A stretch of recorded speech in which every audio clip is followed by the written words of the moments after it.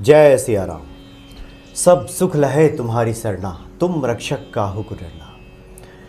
हनुमान जी के भक्त भक्ति में जब तल्लीन रहते हैं और हनुमान जी कृपा होती है तब उनका जीवन सुगम हो जाता है, सब आसान हो जाता है। बहुत सारे भक्तों की समय समय पे जिज्ञासाएं कुछ रहती हैं अपने जीवन से लेकर के, और इन्हीं सब जिज्ञासाओं के बारे में चेतना कालरा जी आपको कुछ बताएंगे, कुछ उसका उत्तर देंगे। ये प्रश्न आपके हैं और चेतना कालरा जी आपके चिर परिचित ज्योतिषाचार्य इसका उत्तर देंगे। स्वागत है आपका चेतना जी। जय सिया राम। देखिए, आप तो समय समय पे बहुत सारे प्रोग्राम्स बनाती हैं, बहुत सारे उपाय बताती हैं। एक भक्त हैं सुनंदा नारायण जी, इन्होंने पूछा है आपसे कि श्री यंत्र कितना बड़ा होना चाहिए, किस प्रकार का होना चाहिए, कहाँ स्थापित करें, इसके बारे में कुछ आप बताएं।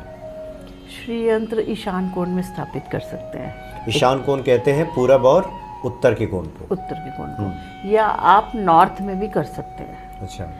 ईशान जो नॉर्थ होता है उसमें भी कर सकते हैं। कुछ ना एक डिग्रीज बनती है, ईस्ट और नॉर्थ की डिग्री होती है जिसे हम ईशान कोण कहते हैं।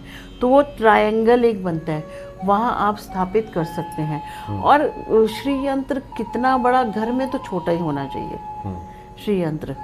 और जो आपका कार्यस्थल है उसमें थोड़ा बड़ा रख सकते हैं, ऐसा नहीं है कि नहीं रख सकते। और जो तांबे के पत्र पे बना होता है, गोल्डन फ्रेम किया हुआ श्री यंत्र, वही रखना चाहिए। क्योंकि अगर दूसरा श्री यंत्र रखेंगे तो उसको समय समय पे पूजा पाठ पुरोहित द्वारा करानी पड़ेगी। अगर आप उसको साफ सुथरा पूजा पाठ नहीं कर पाएंगे, एक होता है ना समय समय पे उसको पूजा करना, धूप दीप दिखाना, फूल चढ़ाना, फिर सूखे हुए फूलों को हटाना, ये कार्य फ्रेम वालों में आपको इतना नहीं करना पड़ेगा। धूप दिखाएंगे बस, उतना हो जाएगा काफी। यानी स्फटिक का श्री यंत्र आप रखेंगे तो समय समय पे पूजन स्नान आदि ये सब कराना होगा बिल्कुल आपको। और उसकी साइज क्या होना चाहिए? आपने कहा कि सबसे छोटा हो तो अच्छा है। सबसे छोटा हो तो अच्छा है, घर में सबसे छोटा ही हो तो अच्छा है। और A4 साइज होता है उतना भी चलता है। और ताम्रपत्र पे हो तो सबसे अच्छा। सबसे अच्छा अंकित जो हो। अंकित तो चूंकि उसमें आपको ज़्यादा इसमें कर्म कांड में पढ़ने की आवश्यकता नहीं होगी।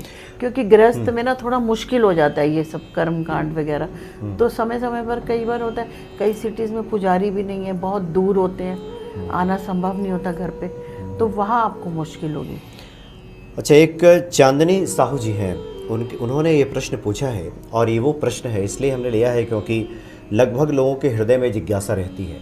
कुछ लोग जिज्ञासा प्रकट करते हैं, नहीं भी प्रकट करें तो भीतर ही भीतर चलता है। चूँकि आप जो प्रोग्राम्स बताती हैं या कई बार हम लोग जो चर्चा करते हैं उसमें हम लोग कुंडली की बात करते हैं, ग्रहों की बात करते हैं, ईश्वर की बात करते हैं कि ईश्वर कृपा से सब संभव है। तो उन्होंने पूछा है क्या कुंडली ही सब कुछ है? कर्म का कोई महत्व नहीं है क्या? और कहते हैं कि हनुमान जी तो जो हैं जो भाग्य बदल सकते हैं, जो लिखा है वही बदल जाएगा। चूँकि ये स्वयं हम भी कहते हैं, ये हमने भी कई बार कहा है। तो इस तरह की जिज्ञासा लोगों के मन में है।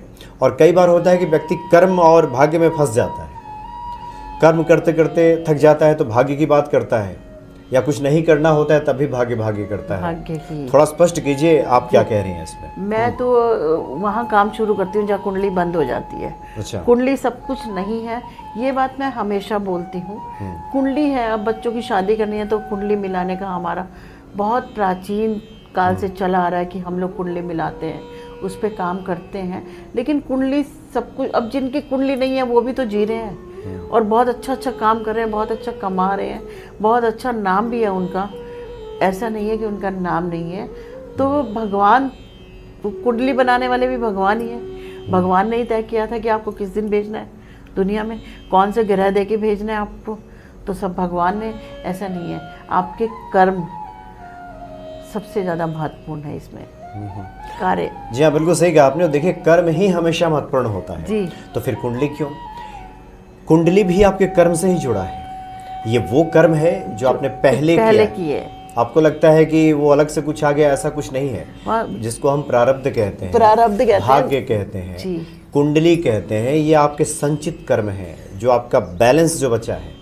और अगर उनके आप जो बैड इफेक्ट्स हैं उनको कम करना चाहते हैं तो अच्छे कार्य कीजिए, उन्हें कम करने की कोशिश कीजिए। देखिए, सज़ा तो मिलेगी अगर कुछ गलत किया है। हाँ, उपाय करने से वो कम हो जाती है। भगवान क्षमा करने की क्षमता रखते हैं, भगवान के अलावा कोई नहीं रखता। संत से बातें हो रही थी, तो जब इस तरह की जिज्ञासा हमने रखी तो उन्होंने कहा कि देखिए, लोग प्रारब्ध करते हैं, प्रारब्ध भोगना पड़ता है। अच्छा वाला प्रारब्ध तो लोग लेना चाहते हैं, जैसे जीवन में अचानक कुछ अच्छा हो रहा है, हाँ। आप मेहनत करें, उससे ज़्यादा मिल रहा है, उसमें आनंद आता है। लेकिन जब बुरा प्रारब्ध आता है तो परेशान हो जाता है। लेकिन वो दोनों है आप ही का किया हुआ, इसलिए ना सोचिए कि ये कुंडली जो है ये कर्म से अलग है। जी। जो आपने पहले कर्म किया है वही कुंडली रूप में प्रकट हो रहा है, वही बता रहे हैं। और जो आप लोग उपाय बताते हैं उसी के बुरे प्रभाव को कम करने के लिए कि कुछ बुरा प्रभाव कम हो जाए। मैं एक चीज बोलती हूँ, जहाँ पे आपको कुंडली जवाब दे देती है ना कि तेरे लिए कुछ अच्छा नहीं है, वहाँ से मैं काम शुरू करती हूँ हीलिंग वाला अपना। और आपको भी बहुत सारी चीज़ें करनी चाहिए। एक बार मैं कह रही हूँ अपनी प्रॉब्लम भगवान के चरणों में रख के सौंप दीजिए कि अब आप देखिए क्या करना है, मैं थक गया हूँ, आप देखिए इस काम को आगे कैसे लेके जाना है। तो सौंपना तो सरेंडर करना है, बिल्कुल सरेंडर करके देखिए, समर्पण करके देखिए। अब सौंप दिया है, भार तुम्हारे चरणों में, सब भार तुम्हारे चरणों में। तो आप ऐसा कीजिए। इसलिए कर्म महत्वपूर्ण है, इसलिए हमेशा कर्म पे जोर दिया जाता है कि सत्कर्म कीजिए, अच्छे कर्म कीजिए। अभी जो अगर बुरा प्रारब्ध हम भोग रहे हैं, कुछ कठिनाइयाँ हैं, तो हमने पहले जो कुछ किया है इस तरह का, यही समझिए। ईश्वर तो परम दयालु है, वो तो हमेशा आपका हित ही चाहते हैं। और एक प्रश्न है, यह है रीता रानी जी का। इनका जॉब से रिलेटेड हाई कोर्ट में केस चल रहा है, 11 साल हो गए। अपनी जॉब से रिलेटेड? हाँ, उनके जॉब से रिलेटेड कुछ केस है जो चल रहा है हाई कोर्ट में, उसके लिए कुछ उपाय आप बता दें। उसके लिए एक ही स्विच वर्ड बताऊंगी मैं, श्रीनिवास अरविंद लोचनम। ये स्विच वर्ड अगर ये रेगुलर चैंट करेंगे इनको फायदा मिलेगा। श्रीनिवास अरविंद लोचनम, फिर से सुन लीजिए, श्रीनिवास अरविंद लोचनम। ये बार बार दोहराएं, ये बार बार दोहराइए, आपको जरूर फायदा मिलेगा। और एक मैंने जोत जलाने के लिए बोला था, 5 मुखी जोत जलाइए आप, चमेली का तेल डाल के 5 मुखी जोत जलाएंगे, उससे भी फायदा मिलेगा आपको। और बाकी हनुमान चालीसा का पाठ कीजिए। मुझे लग तो रहा है हमारे चैनल से जुड़े हैं तो करते भी होंगे हनुमान चालीसा, लेकिन थोड़ा संकल्प लेके कीजिए, जरूर फायदा मिलेगा आपको। और 5 मुखी जो जोत है हनुमान जी के सामने जलाइए, हनुमान चालीसा का पाठ कीजिए, निश्चित तौर पे हनुमान जी कृपा करेंगे और आपकी जो ये समस्या है ये दूर हो जाएगी।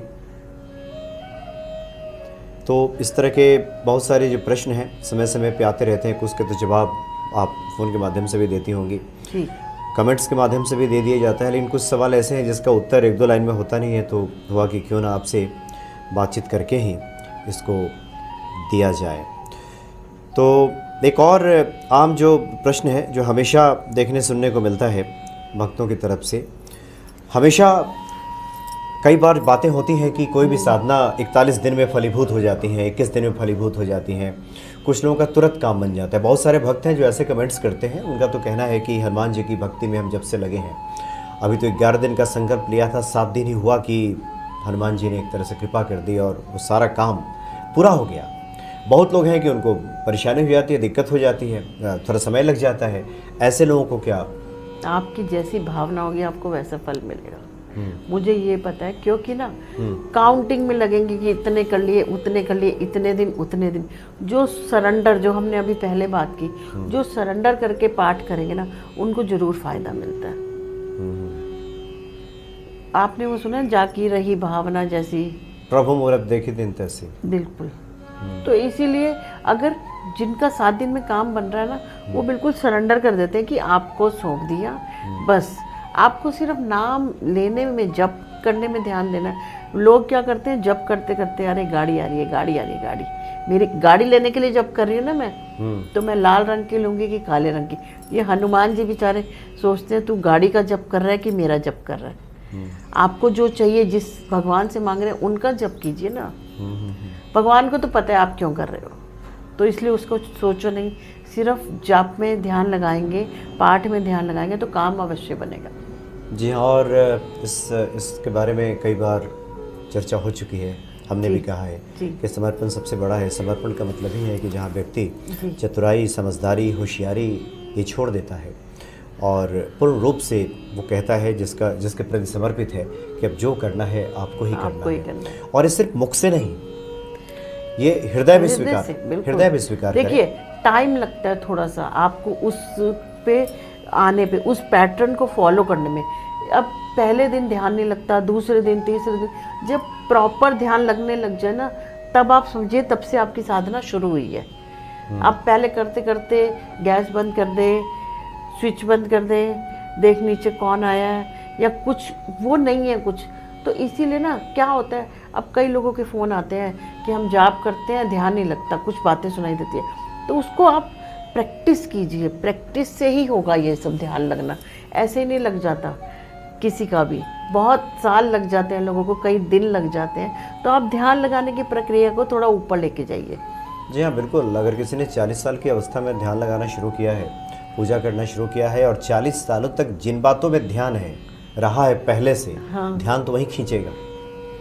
अभी तो ये नई शुरुआत है, बिल्कुल। वक्त लगेगा, लेकिन परेशान न हो, हनुमान जी परम दयालु हैं, सब पे कृपा करते हैं, निश्चित ही कृपा करते हैं। आप हनुमान जी की पूजा आराधना कीजिए, हनुमान चालीसा का पाठ कीजिए। ये हो नहीं सकता कि हनुमान जी कृपा ना करें। बहुत बहुत धन्यवाद आपका। जी, जय सिया राम। जय सिया राम।